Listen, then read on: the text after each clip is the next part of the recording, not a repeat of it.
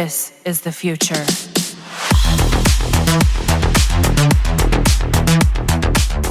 Hello everyone and welcome back to another Warframe video. So I just want to have a quick update on the Necros video that I've shared yesterday. I titled it as the Immortal Farmer Necros, and some think that it's really a bad build since it only relies on shield gating, and worse, you need a companion to make it work. I did explain the pros and cons in my video if you care to watch the entire guide, but I just want to give a follow-up to both explain how good the survivability setup is and how you can further improve and incorporate it in your setup. Honestly, the build is not for all since some players don't like shield gating and relying on their companions. Also, it's not that great when it comes to Duvary Paradox, as you can't bring your companion in specific missions like this. However, most of the content that Necros specializes in farming loot involves going to star chart levels, and I really enjoy farming with Necros and Steel Path Survival, collecting those steel essence and as well as farming lots of resources in the process. The Topaz Taw Forged Shard that grants shield regeneration helps me keep my Necros alive in Steel Path and beyond levels, as this abuses the shield gating mechanic when you have a Sentinel with the Verglass weapon that can proc blast status rapidly. In addition, if you play Durigai specifically, then you will get another source of blast proc to further increase the effectiveness of the shield regeneration from the Topaz Archon Shard. Another thing that I forgot to mention in the video is that blast is also a good source of survivability. In case you don't know, the status effect of blast damage is inaccuracy. It reduces the gun accuracy of the afflicted target by 30%. Subsequent procs add 5% reduced accuracy up to 75% in total after 10 stacks, with each proc having their own duration. Aside from shield and shield gating, you can also debuff the accuracy of enemies using blast to give more survivability to the setup. I really don't have any problem with almost 97% of the Steel Path survival content in Warframe, and with the shield gating setup of the Taw Forged Topaz Archon Shard, it makes my Necros great without relying on his Shield of Shadow for damage reduction. In the video also, I did share that I know about Shield of Shadow's 90% damage reduction and explain why I don't like it in my playstyle. I specifically said that I don't like the ability, and this means it's only a personal preference because I don't like babysitting my shadows. I also know the fact that you can simply recast your shadow, but it's not a match in my playstyle as I move a lot when playing with Necros. I did not say that the ability is useless, and I only said that I don't like the ability in my playstyle because I feel constrained by the ability, and damage reduction alone won't be that great against Steel Path and beyond enemies. I also know the fact that even capped at 90% damage reduction, you can bump the survivability of Necros further, as you can potentially push this further by including health conversion in the build. This would give Necros a rather consistent 1450 armor, equating to about 82.86% damage reduction. When taking both reductions into account, this brings Necros to a total of about 98.28% damage reduction. Then, if you have adaptation, then you can gradually increase the damage reduction to 99%, but only to those damage types that has 90% damage reduction coming from adaptation mod. Lastly, Necros is immune to status, while Shield of Shadows is active, so I can just remove Prime Sure-footed in my build and don't worry about other damage over time procs. But still, the damage reduction on health provided by Shield of Shadows will not be enough against level 600 or even level cap enemies. Now, I am not saying that shield gating is the best survivability in missions with level cap, as it also got weaknesses. First of all, Toxin Eximus will be your nightmare when it comes to shield gating. In fact, 1% of the 97% of the problem I have in Steel Path levels involves Toxin damage and Toxin Eximus as it bypasses shield. Not only the Toxin status effect, but the Toxin damage itself when go through your shield and damage your health. The worst part is, giving your build arcane resistance that gives you Toxin status immunity will not work, as even though the Toxin status is prevented, the Toxin damage dealt by a toxic enemy will still hit your health. Admittedly, I sometimes glorify shield gating too much in my videos, and I forget to include that Toxin damage exists that will fuck up your shield gating build, and I hope you forgive me for that. But to be honest with you, I rarely get problems with Toxic Eximus when running high-level content, as I just kill them with my guns. The best counter is to just glide and kill them while you are in the air, and this works every time for me. But then again, not all of us play the same, and some new players will get surprised by these Toxin Eximus units sometimes. Basically, the best counter for these is to just kill them fast, and for survivability, you might consider damage reduction through armor or the Shield of Shadow for Necros. If you don't like the Shield of Shadow's gameplay like me, then you can opt for a Gloom Builder. You can put the Rolling Guard mod for 3 seconds of invulnerability so you can kill the Toxic Eximus bonus unit. In this build, I would remove the Umbral mods and replace it with Vitality and Rolling Guard. Then, I got an option to either use Adaptation or the Health Conversion mode for armor and damage reduction. Take note that we are talking about Steel Path and Beyond farming here, and if you are just going for a 20 minutes run in Steel Path survival, then you don't need to have all these survivability set up in your build. How about the other 2% of my problem in Endurance Steel Path survival? Well, they are basically the Acolytes, namely Mania and Misery. Mania is the Loki Acolyte that has this combo wherein you will get 100% knocked down, and I always make sure that I stay away from this Acolyte as I don't want to hit by his strike combo. Another Acolyte that I don't like in higher levels of Steel Path survival is Misery, and when he summons a Shadow of Violence that is tanky and stupidly broken, that it can cast the Silence of Violence. The normal violence is not a big threat for my Necros, as it only deactivates my Nourish and Desecrate, but the Shadow of Violence is annoying sometimes, especially while playing it solo. Many are saying that Malice and Violence are the most pesky Acolytes, but the Frost Acolytes Magnetized can be removed by simply rolling. While Violence is not a big threat at all when you don't have any abilities that is a source of your main survivability, such as Valkyr's Hysteria or even an Assimilate Nyx. Just a quick tip for Shield of Shadow enjoyers, you can actually use the Topaz Archon Shard Shield Regeneration and pair it with your Shield of Shadow setup. Just take, for example, this build which has Shield of Shadow for 90% damage reduction and then Gloom for lifesteal and slow. Then you have shield gating with the help of Topaz Archon Shard. This goes to show you that the builds I'm showing are just guides that you can incorporate in your build. Also, there's another guy in the comment section that slapped me in the face when he said that why not try to remove Despoil since I have lots of energy regeneration with Equilibrium that can pick up health orbs and convert it to energy. Then I have Nourish that amplifies this effect. His comment makes a lot of sense, and this solves our issue on what is the better survivability for Necros, as with Despoil out of the way, we have not one more mod slot for Shield of Shadow without sacrificing duration or range, which is needed by the augment. With Despoil out of the way, you can have the full benefit of Shield of Shadow's damage reduction plus health conversion, and you can just add shield gating with the Topaz Archon Shard paired with a Sentinel Companion. I have tried it solo, and with a Nourish build, it can actually sustain the energy even without primed flow, nor blue Archon Shards for energy. But take note that I only tried it in solo gameplay, and I still don't know yet if it will be the same with a team of 4 that has insane kill speed. Now, we are just talking about Necros here with insane damage reduction. The shield gating from the Archon Shard just adds to his overall survivability, and you can replicate this survivability setup in other Warframes that also has damage mitigation. This will also be insane with Chroma, Mesa, and all other Warframes that has built-in damage reduction. Also, Warframes that can achieve high amount of armor, which gives 90% damage reduction, can pair the shield gating of the Topaz Archon Shard and Blast Sentinel to make them tankier than ever. But how about squishy Warframes? Banshee is a prime example of this, and this is where my playstyle is actually put to good use. Shield gating is enough to take care of almost all mobs, but with Toxin Eximus, you might need another form of survivability like crowd control. Banshee has no armor, and it would take a lot of armor mods and arcanes just to get enough armor for 90% damage reduction, so it's wise that you just use Silence Pair with anything like Muzzle Flash to crowd control enemies. Also, invisibility always helps in Warframes like Ashe, Loki, or even Octavia will always be safe from any form of damage as long as stay invisible. But then again, there are frames in the game that don't have any invisibility, and the only way to make them survive high-level missions is to subsume crowd control abilities. It's kind of ironic because this video shows you the weakness of shield gating while I'm using a Necros build that is reliant on shield gating. What I'm just trying to convey here is that shield gating alone can't guarantee your survivability in level 600 plus and beyond enemies, as there will be toxic units that will bypass your shield and destroy your health instantly. You can manage it in Steel Path levels, but beyond that, it's hard, especially if you have enemies that can one-shot your health. However, shield gating with the Forged Archon Shard proves to be sufficient in surviving other enemies aside from those toxin units. Damage reduction on health is good, but it will get destroyed if you're relying on this alone. For me, it's better to rely on shield gating if you know what are the toxic units in the game and how to counter them properly. Honestly, without damage reduction, I can still go against toxin enemies easily by just focusing on them and killing them at the fastest time possible. This is also the main reason why at level cap, you will need a weapon that can deal massive damage for kill speed, and if not, pair a good weapon with a defense stripping ability to kill enemies faster. But for beginners, you will definitely struggle if you will focus on either damage reduction or shield gating for survivability. Best that you pair both for maximum tolerance against the damage of all enemies in level cap. Lastly, I would like to address those concern of why I'm not showing any long endurance runs anymore in my channel. I'm not doing any long endurance runs because after doing it for years, I finally understand those players saying that it's a waste of time because you're spending hours in one mission when you can actually do other other missions in the game and enjoy. While I really loved doing level cap back then when there's no steel path levels yet, I think I just finally outgrew my love for doing long survival endurance and would prefer to do different missions in the game. But rest assured that the builds that I am showing you every time are great in real missions. After years of playing Warframe, I think I have the capability of sharing my experience on making the grind a bit easier for all of you. So that's all about it. Before you go, I would like to thank you all for your criticism, comments, and suggestions. It's always great to see you guys sharing your opinions in my videos as it rectify my mistakes, or sometimes I learn something new in the game. After playing Warframe for years, there are still corners in this game that I think I haven't explored yet. Thank you once again for your feedback and support, and I hope that you have learned something new from this video. I will be doing more farming guides for the Whispers in the Walls update in my next video, so I hope to see you again on the next one. Thank you so much for watching. Squad Leader signing off.